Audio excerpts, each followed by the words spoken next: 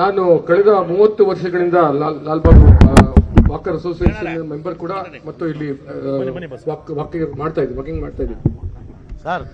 ಎಲ್ಲರಿಗೂ ತುಂಬಾ ಕೌತುಕದ ಪ್ರಶ್ನೆ ಮತ್ತು ಆತಂಕದ ಪ್ರಶ್ನೆ ಟನಲ್ ಬಗ್ಗೆ ಮಾತಾಡ್ತಾರೆ ಅಂತ ಅನ್ಸುತ್ತೆ. ನಾನು ಇನ್ನೊಂದು ವಿಷಯಗಳನ್ನ ಅವ್ರ ಗಮನಕ್ಕೆ ತರಕ್ಕೆ ಪ್ರಯತ್ನ ಮಾಡ್ತಾ ಇದ್ದೀನಿ. ಲಾಲ್ಬಾಗ್ ಅಲ್ಲಿ ಸೌಂದರ್ಯವನ್ನ ನೋಡಿ ಬಂದಿದ್ದಾರೆ ಕೂಡ ಮುಖ್ಯಮಂತ್ರಿಗಳು.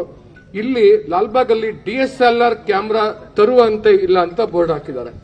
ಅನೇಕ ವಿದ್ಯಾರ್ಥಿಗಳು ಅವರು ಪ್ರಾಜೆಕ್ಟ್ ಮಾಡೋದು, ಪರಿಸರದ ಬಗ್ಗೆ ಬೇರೆ ಬೇರೆ ಅವರ ತಿಳುವಳಿಕೆಯ ಹೆಚ್ಚಿಸುವಂತ ಕೆಲಸ ಮಾಡೋದಕ್ಕೆ ವಿಡಿಯೋ ಮತ್ತು ಫೋಟೋಗ್ರಫಿ ಮಾಡ್ತಿರ್ತಾರೆ. ಅಂತ ಪ್ರಾಜೆಕ್ಟ್ಗೆ ಇಲ್ಲಿ ಒಳಗಡೆ DSLR ಕ್ಯಾಮೆರಾ ತಗೊಂಡ್ರೆ ಅದರ ಬ್ಯಾಟರಿ ಕಿತ್ಕೊಂಡ್ಬಿಡೋದು, ಮೆಮರಿ ಕಾರ್ಡ್ ತಗೊಳ್ಳೋದು ಮಾಡ್ತಿದ್ದಾರೆ.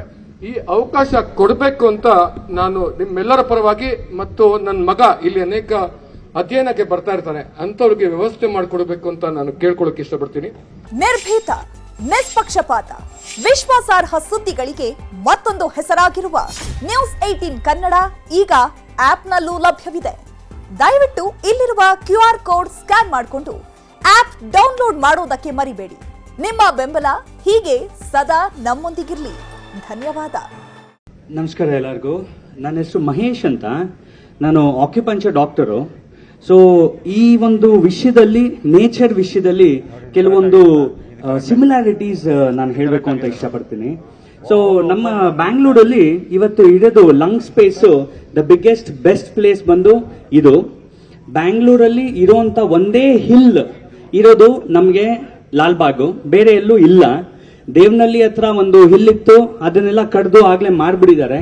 ಸೊ ಈ ಹಿಲ್ನ ನಾವು ಸೇವ್ ಮಾಡ್ಕೋಬೇಕು. ಲಾಲ್ಬಾಗ್ ಅಲ್ಲಿ ಇರುವಂತ ನೇಚರ್ನ ನಾವು ಸೇವ್ ಮಾಡ್ಕೋಬೇಕು.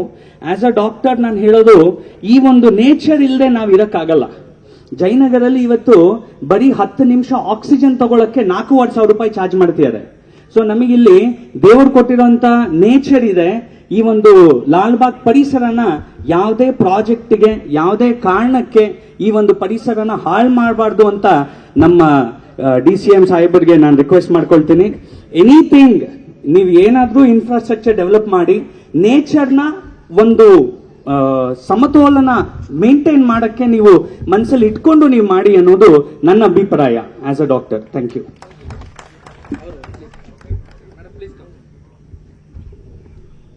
ನನ್ನ ಹೆಸರು ನಮಿತಾ ಶೆಟ್ಟಿ ಅಂತ.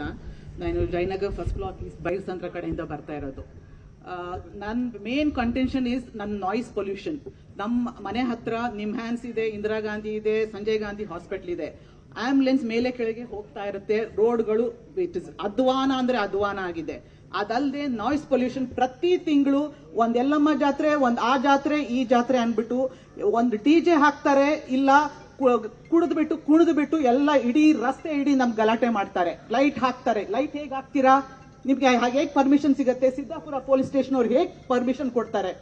ನಮ್ಗೆ ನಿಜವಾಗ್ಲೂ this is become a nuisance every month. ನಮ್ಗಿದು ಒಂದಿನ ಆ ಪಾರ್ಟಿಯವ್ರು, ನಿಮ್ ಕಡೆಯವರೇ ಸರ್, ನಾನು ಹೇಳ್ತಾ ಇದ್ದೀನಿ, ನಿಮ್ ಕಡೆಯವರೇ ಸಪೋರ್ಟಿಂಗು, ನಿಮ್ ಕಡೆಯವರು ಒಂದ್ ತಿಂಗಳು, ಆ ಕಡೆಯವರು ಒಂದ್ ಕಡೆ, ಈ ಕಡೆಯವರು. ನಾವು ಅಲ್ಲಿ ಇರ್ಬೇಕಲ್ಲ, ನಾವು ಮನೆ ಒಳಗಡೆ ಪ್ರತಿ ಬೆಳಗಿಂದ ರಾತ್ರಿ ತನಕ DJ ಹಾಕೊಂಡು we are really very ಸ್ವಲ್ಪ I think this has to be looked after. Plus the road ಎಷ್ಟು ಆಂಬುಲೆನ್ಸ್ ಎಷ್ಟು ಹೋಗುತ್ತೆ ಮೇಲೆ ಕೆಳಗೆ, ಆ ರೋಡ್ಗಳು ಒಂದ್ರೂ ಸರಿ ಇಲ್ಲ ಅಲ್ಲಿ. ನಾವು ಅದು ಅಲ್ಲದೆ ನಮ್ಮ ಮನೆ ಎದುರುಗಡೆ ಒಂದು ಮರ, ದೊಡ್ಡ ಮರ ಇದೆ, ಅದಕ್ಕೆ ಪರ್ಮಿಷನ್ಗೆ ನಾವು ಫಾರೆಸ್ಟ್ ಡಿಪಾರ್ಟ್ಮೆಂಟ್ಗೂ ಪರ್ಮಿಷನ್ ಕೊಟ್ಟು ಎಲ್ಲ ಲೆಟರ್ ಎಲ್ಲ ಕೊಟ್ಟಿದೀವಿ. ಆದ್ರೆ ಇಷ್ಟು ತನಕ ಏನೂ ಮಾಡಿಲ್ಲ ಅದ್ರ ಬಗ್ಗೆ.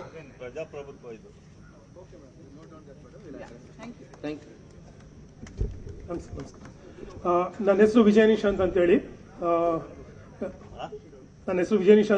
ನಾನು ಜಯನಗರದಲ್ಲಿ ಪ್ರಾಜೆಕ್ಟ್ ವೃಕ್ಷ ಫೌಂಡೇಶನ್ ಇಂದ ಹೇಳಿ biodiversity management committee member. Sir, Gundurao ಕಾಲದಲ್ಲಿ ಆಕ್ಚುಲಿ ಮನೆಗೆ ಒಂದು ಮರ ಅಂತ ಹೇಳಿ ಪ್ಲಾಂಟೇಶನ್ ಮಾಡಿ ಇವತ್ತು ಬೆಂಗಳೂರು ಒಂದು 20-25 ವರ್ಷದಲ್ಲಿ ಗ್ರೀನ್ ಸಿಟಿ, ಗಾರ್ಡನ್ ಸಿಟಿ ಆಯ್ತು ಅಂತ ಆಯ್ತು.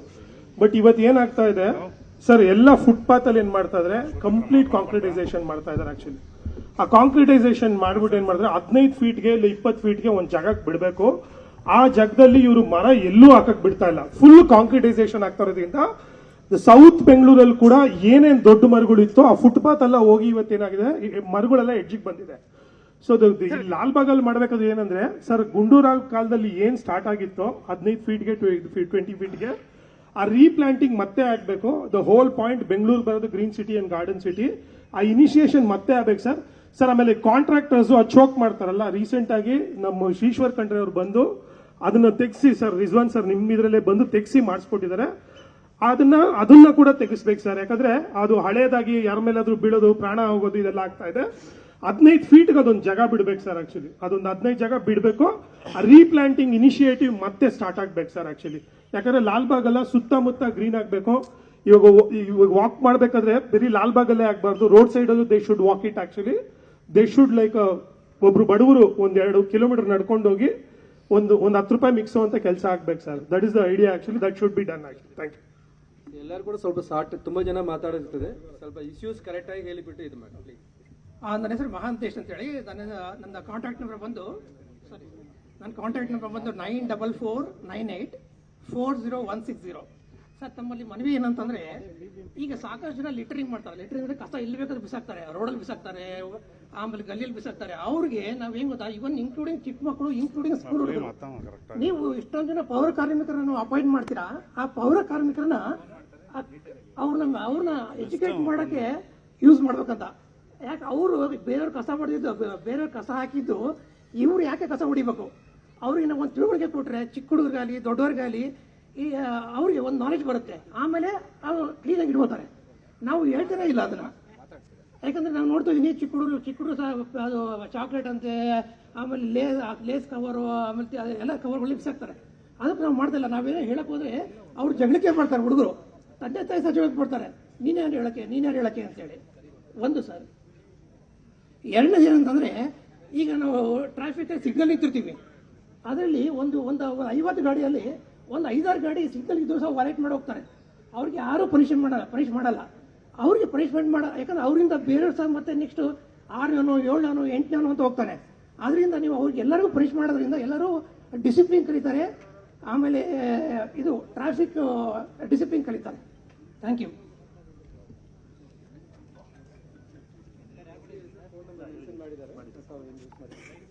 ಸರ್ ನಮಸ್ತೆ, ನನ್ನ ಹೆಸರು ವಿಜಯರಾಜ್ ಅಂತೇಳಿ,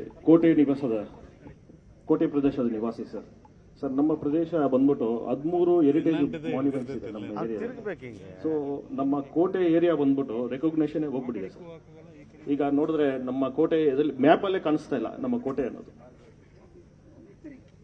ಈಗ ಕಳೆದ ನಾವು ಒಂದು 5-6 ವರ್ಷದಿಂದ ನಮ್ಮ ಏರಿಯಾದಲ್ಲಿ ಸಿಕ್ಕಾಪಟ್ಟೆ ಟ್ರಾಫಿಕ್ ಇದೆ. ಹಾಸ್ಪಿಟಲ್ಸ್ ಲೈಕ್ ವಾಣಿ ವಿಲಾಸು ಮತ್ತೆ ವಿಕ್ಟೋರಿಯಾ, ಕಿಮ್ಸ್ ಎಲ್ಲ ಇದೆ. ಯಾವಾಗಲೂ ಆಂಬ್ಯುಲೆನ್ಸ್ ಬರ್ತಾನೆ ಇರುತ್ತೆ.